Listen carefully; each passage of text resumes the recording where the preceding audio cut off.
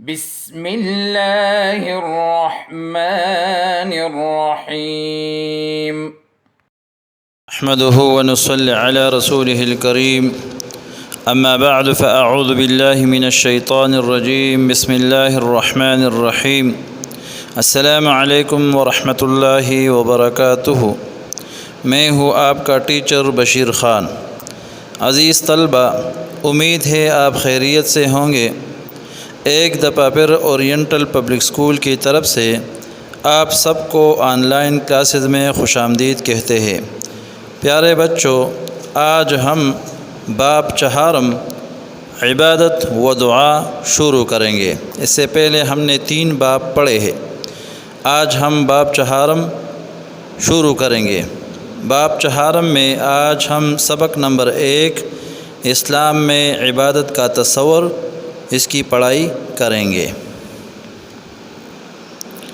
مقاصد: اس سبق کی تکمیل کے بعد طلبہ و طالبات اس قابل ہو جائیں گے کہ وہ عبادت کا معنی و مفہوم واضح کر سکے، اسلام کے تصور عبادت کو بیان کر سکے، اسلام کے تصور عبادت کو سمجھتے ہو۔ پیارے بچوں، عبادت کا معنی و مفہوم، عبادت کا معنی و مفہوم کیا ہے؟ تو بک کی طرف دیکھیں، پیج نمبر 60 نکالے۔ عبادت عربی زبان کا لفظ ہے۔ پیارے بچوں، عبادت کون سی زبان کا لفظ ہے؟ عربی زبان کا لفظ ہے، جس کا لغوی معنی بندگی کرنا۔ لغوی معنی کیا ہے بیٹا؟ بندگی کرنا اور اطاعت و فرما برداری کرنا۔ تو عبادت کون سی زبان کا لفظ ہے؟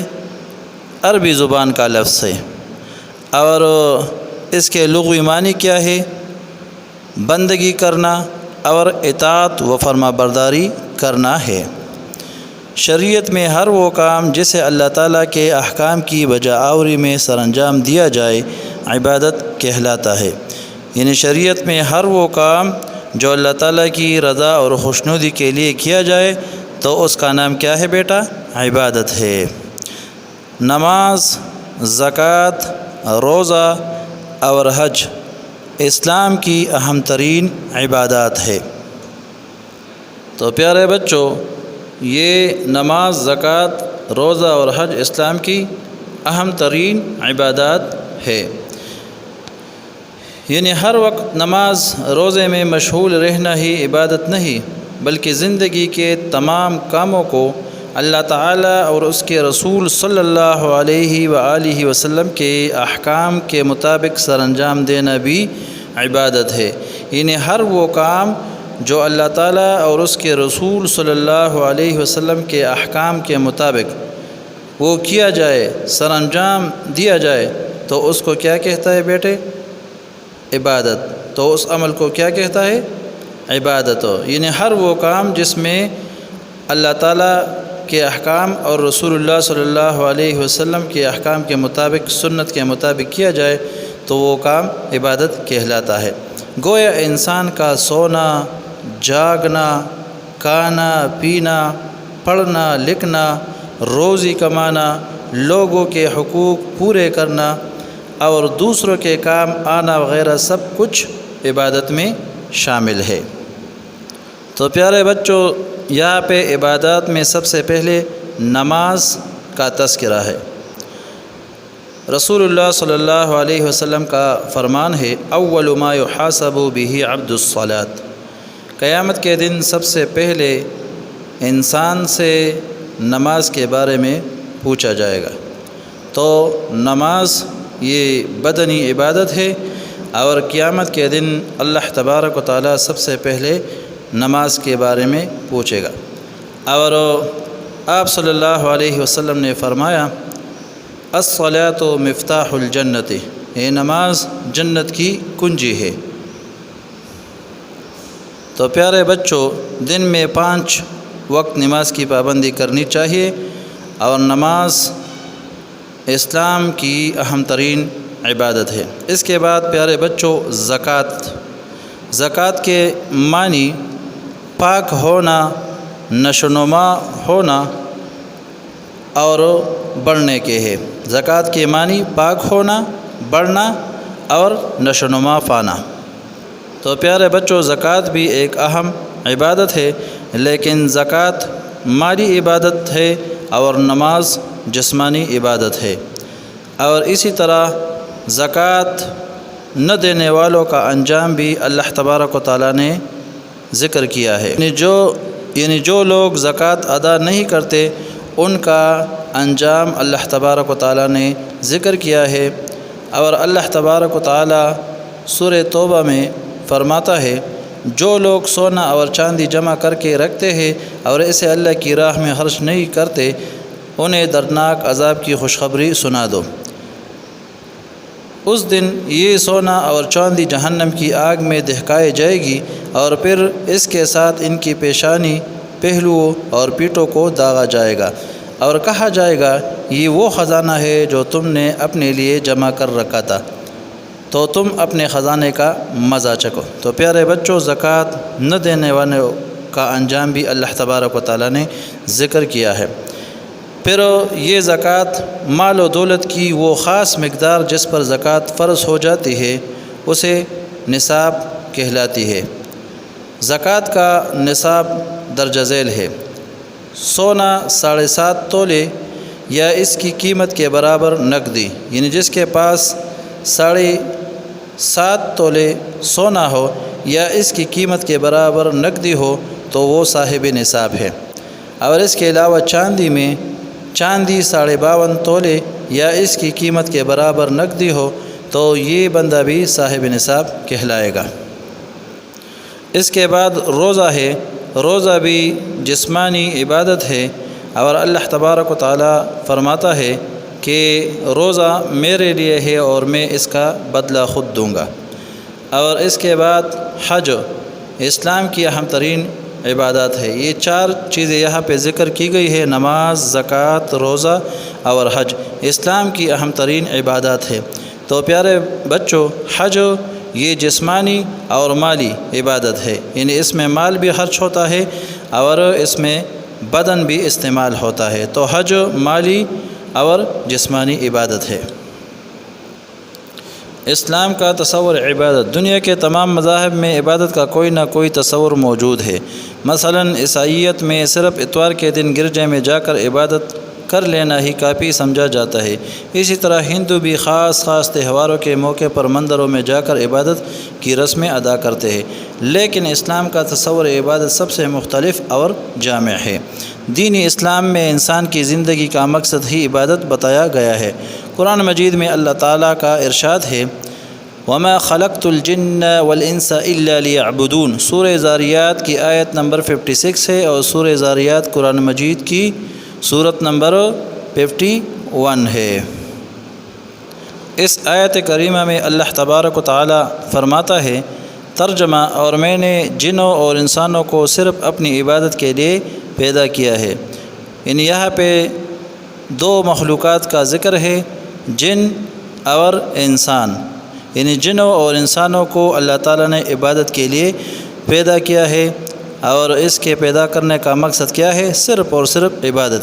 یعنی انسان کا سب سے اہم فرض اللہ تعالیٰ کی عبادت کرنا ہے، چنانچہ اس فرض کو ادا کرنے کے لیے عبادت کے اسلامی تصور کو جاننا انتہائی ضروری ہے۔ عام طور پر چند مخصوص اعمال مثلا نماز، زکوٰۃ، روزہ اور حج کی ادائیگی ہی کو عبادت سمجھا جاتا ہے، لیکن یہ عبادت کا محدود تصور ہے۔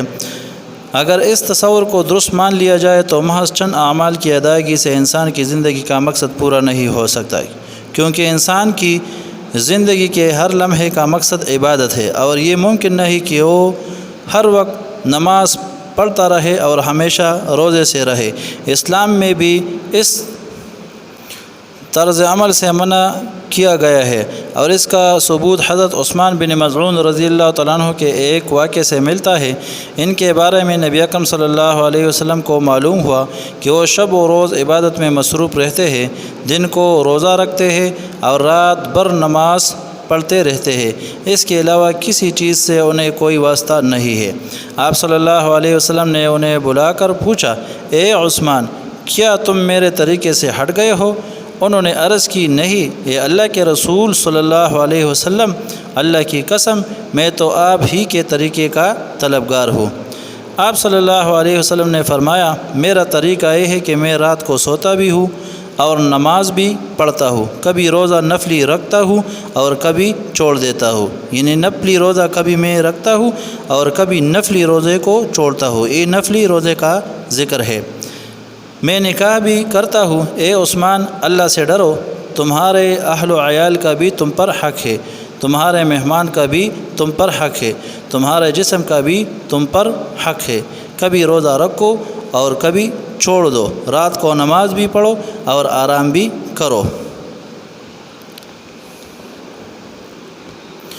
یعنی ہر وقت نماز روزے میں مشغول رہنا ہی عبادت نہیں، بلکہ زندگی کے تمام کاموں کو اللہ تعالیٰ اور اس کے رسول صلی اللہ علیہ وسلم کے احکام کے مطابق سر انجام دینا بھی عبادت ہے۔ گویا انسان کا سونا، جاگنا، کھانا پینا، پڑھنا لکھنا، روزی کمانا، لوگوں کے حقوق پورے کرنا اور دوسروں کے کام آنا وغیرہ سب کچھ عبادت میں شامل ہے۔ یعنی یہ نہیں کہ آپ روزہ رکھ کے نماز پڑھیں، بلکہ ہر وہ کام جس میں رسول اللہ صلی اللہ علیہ وسلم کا طریقہ موجود ہو، اللہ کے احکام کے مطابق اور رسول اللہ صلی اللہ علیہ وسلم کے طریقے کے مطابق ایک عمل کرنا، یہ عبادت میں شامل ہے۔ چاہے وہ سونا ہو، جاگنا ہو، کھانا ہو، پینا ہو، یہ سب کچھ اللہ تعالیٰ کے رسول صلی اللہ علیہ وسلم کے طریقے کے مطابق اور اللہ کے احکامات کے مطابق کیا جائے تو پھر یہ سارے کام کیا ہے بیٹا؟ عبادت ہے۔ شرط یہ ہے کہ یہ سب کام اللہ تعالیٰ کی رضا کے لیے اور اس کے احکام کی بجاوری کرتے ہوئے سر انجام دیے جائے۔ تو اس میں شرط یہ ہے بیٹا کہ یہ سارے کام، یہ جو ذکر ہوئے ہے، سونا ہے، جاگنا ہے، پڑھنا ہے، لکھنا ہے، یہ سب کام اللہ تعالیٰ کی رضا کے لیے اور اس کے احکام کی بجاوری کرتے ہوئے سر انجام دیے جائے۔ انسان کو چاہیے کہ وہ اپنی زندگی کا ہر لمحہ اللہ تعالیٰ کی عبادت میں گزارے تاکہ اس کے نتیجے میں وہ اللہ تعالیٰ کے ہاں کامیاب قرار پائے اور جنت کا حقدار بن جائے۔ ایک عمل رہبانیت ہے۔ رہبانیت کسے کہتے ہیں؟ سب دنیاوی کام چھوڑ کر ہر وقت صرف عبادت کرتے رہنا، یہ رہبانیت کہلاتا ہے۔ عیسائیت میں اسے بہت افضل سمجھا جاتا ہے، لیکن اسلام میں اس کی اجازت نہیں دیتا۔ اسلام اس رہبانیت کا اجازت نہیں دیتا۔ نبی اکرم صلی اللہ علیہ وسلم نے فرمایا لا رہبانیت فی الاسلام، اسلام میں رہبانیت نہیں، اسلام میں رہبانیت نہیں ہے۔ تو رہبانیت آپ نے پہچان لیا بیٹا کہ سب دنیاوی کام چھوڑ کر ہر وقت صرف عبادت کرتے رہنا، اس کا نام رہبانیت ہے اور یہ اسلام میں جائز نہیں ہے۔ پیارے بچوں، درست بیان پر ٹک کا نشان لگائے۔ میں آپ کو جو اس میں مناسب لفظ ہے وہ بتاؤں گا، آپ نے پھر ٹک لگانا ہے۔ نمبر 1 میں بندگی کرنا، با دین اسلام میں، جیم حضرت عثمان بن مظعون رضی اللہ تعالیٰ عنہ، اور دال عبادت، اور ہا محدود۔ پیارے بچوں، ہمارا آج کا لیکچر ختم ہوا۔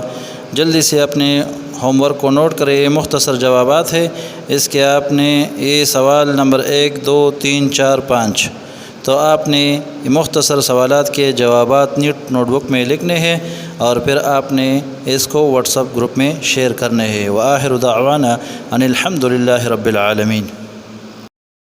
اللهم انفعنا بما علمتنا وعلمنا ما ينفعنا وزدنا علما۔